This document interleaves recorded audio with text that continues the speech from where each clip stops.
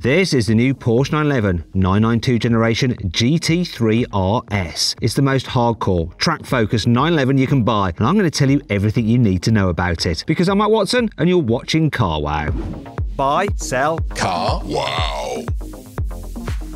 The normal Porsche 911 is an incredible car, but it looks a bit tame, a bit sensible. Well, no one's going to call the new GT3 RS sensible, are they? It looks like someone took Porsche's new 911 GT3R, peeled off the sponsor logos and bolted on some number plates. The front bumper is similar to the normal GT3, but it's lower, wider and has a new front splitter. The bonnet vents are even bigger than on the GT3. Now, they remind me of an angry gorilla with flared nostrils. You'll spot loads of other changes when you look at the GT3 RS from the side. The air vents above the front wheels are bigger and more aggressive than on the old car, and the red graphics are a nod to the old 997 GT3 RS. Another cool feature is the massive crease in the door that was inspired by road-going versions of the 911 GT1 Le Mans car from the 1990s. The most extreme angle of the new GT3 RS is definitely from behind. It has a similar diffuser to the standard GT3, as well as dual-center exhaust that you get on all Porsche GT cars. But that rear wing is just on another level. Literally. It's taller than the car's roof. I'll tell you more about that in a bit, along with all the other insane aero features on this new car. But first, what do you think of this car's design? Do you prefer it to something like a McLaren 600 LT, or do you rather have a Lamborghini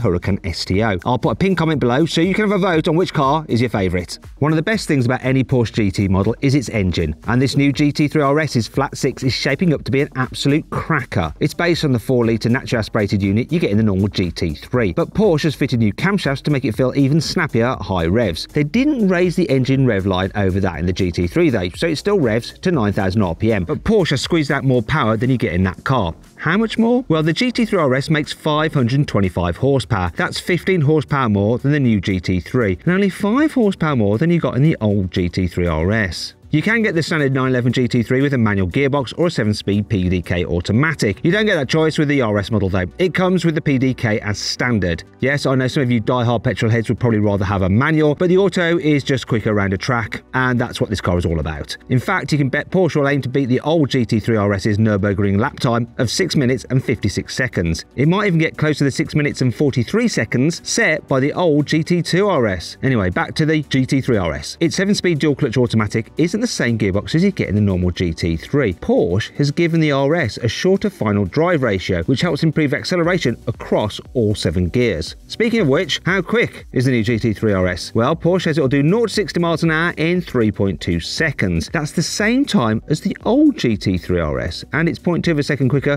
than the standard GT3. The thing is, Porsche tends to fib about these numbers. These cars are usually much quicker. Just check out the 0 to 60 time I got from the new GT3. Come on, what you got? 2.87 to 60. Yeah, I reckon the new GT3 RS will do 0 to 60 miles an hour in around 2.7 seconds. Anyway, back to the GT3 RS. What's that car's top speed? Well, it runs out of puff at 184 miles an hour. That's 13 miles an hour slower than the new GT3. Yeah. How does that work? Well, it's the new gearbox ratios. That's part of the reason. But the aerodynamics also play a part. You see, this new GT3 RS is all about downforce and cornering speeds. This means it has a much bigger splitter than the normal GT3, and Porsche has redesigned the car's radiator to help make more use of the air that flows under the bonnet. There's actually no luggage space under there anymore. Instead, you get 2 massive vents that direct hot air up through the bonnet and around the car's cabin. Other intakes in the bumper shove air behind the car's LED headlights. Then it gets accelerated over special tier-shaped suspension control arms, just like the ones on a Formula 1 car. These help give the GT3 RS an extra 40 kilograms of front downforce when you max it out. This isn't the only hidden aero trickery on the RS. There's a lot going on underneath the car as well. Porsche hasn't shown any photos yet, but here's Porsche's director of GT models, Andreas Prauninger, to explain. The whole under construction of the car is full of vanes and guiding flappers to get the best aerodynamical results. Okay, I guess we'll just have to take his word for it. Anyway, there are plenty of other aero bits you can see. 2 vertical fins on the roof help direct hot air from the bonnet vents away from the air intakes behind the rear windscreen. Yep, this means the huge intakes behind the doors don't feed air into the engine like on a 911 Turbo S. They actually guide air through the rear wheel wells and blow it out through the vents in the rear bumper. The biggest feature is obviously the huge rear wing. It's taller, wider and thicker than anything Porsche has ever put on a road-going 911 before. It helps the RS produce 860 kilograms of total downforce at 177 miles an hour. That's double the amount of downforce you got lot with the old GT3 RS and 3 times more downforce than you get with the new GT3. Actually, if you want to see how those two cars compare in a quarter-mile drag race, once again, there's a little banner popping out in the top right-hand corner of the screen. Click on that, you can watch the video. There's also a link in the description below if you don't see the banner. Anyway, back to the new RS, because one of my favourite features on the whole car is fitted to that rear wing. It's a DRS drag reduction system, just like on Formula 1 cars. If you hit the DRS button on the steering wheel, a hydraulic ram opens the upper wing flap to help the GT3 RS slip through the air more easily. And when you brake hard, the flap closes to turn the huge rear wing into a massive air brake. While we're talking about the brakes, the new GT3 RS comes with 408mm steel front brakes with 6-piston calipers and 380mm steel rear brakes with 4-piston calipers. The actual pistons themselves are 2mm wider than on the GT3 for even more bite. If you want to, you can upgrade to carbon ceramics, and then you have 410mm front discs and 390mm rear discs. With these fitted, the new GT3 RS has the shortest stopping distance of any Porsche road car. Now, Porsche hasn't given an actual figure yet, so I'll have to test it for myself when I get to review this new GT3 RS. So make sure you subscribe to this channel and you'll be notified when that video goes live. Porsche hasn't just upgraded the brakes on the GT3 RS, it's also upgraded the suspension geometry. The track is now 29mm wider thanks to new control arms and steering knuckles. And these have also been designed to stop the nose diving when you brake hard into corners. A new steering wheel isn't usually the most exciting thing about a new Porsche, but the one in the GT3 RS comes with some awesome new features. There's that DRS button I mentioned earlier, but you also get 2 rotary dials for controlling the adaptive suspension. So what, you might be thinking? After all, you've been able to adjust the suspension in a 911 for years.